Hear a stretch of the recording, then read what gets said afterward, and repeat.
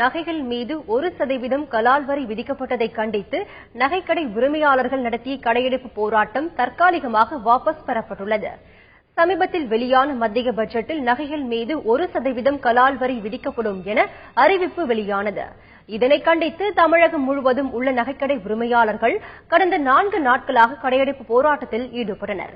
இதனால் பல கோடி ரூபாய் மதிப்பில் வர்த்தகம் பாதிக்கப்பட்டது.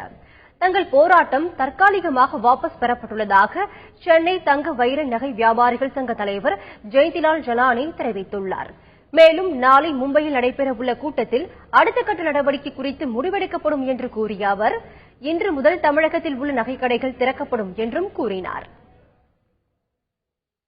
4 நாட்கள் நடைபெற்ற இந்த போராட்டத்தில் தமிழகத்தில் மட்டும் பார்த்தீங்கன்னா ஏறக்குறைய 1400 கோடி ரூபாய் வர்த்தக இழப்பு ஏற்பட்டுள்ளது.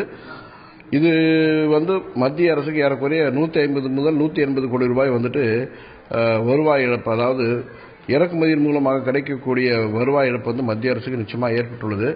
அது மட்டும் இல்லாமல் நகை வாங்குபவர்கள் வேணால் நகை வாங்குறத 2-4 நாளுக்கு தவிர்த்து வரலாம். ஆனால் அவசர தேவைகளுக்காக நகை விற்பனை செய்து அதற்கு தங்களுடைய பொருளாதாரத்தை ஈடு செய்யக்கூடிய ஒரு சூழ்நிலையில் விற்க வரவங்களுக்கு ஒரு பெரிய சிரத்தை ஏற்படுகிறது. அதுவும் நாங்கள் கருத்தில் கொண்டு இன்று முதல்ல நாங்கள் கடையை திறந்திருக்கோம். மேலும் மத்திய அரசு எங்களுக்கு சில உறுதிமொழிகள் கொடுத்திருக்காங்க. இது குறித்து ஒரு நல்ல முடிவு இல்லை பரிசீலிப்பதாக சொல்லியிருக்கிறது காரணமாக தற்காலிகமாக இந்த கடையெடுப்பை நாங்கள் நிறுத்தி வச்சிருக்கோம்.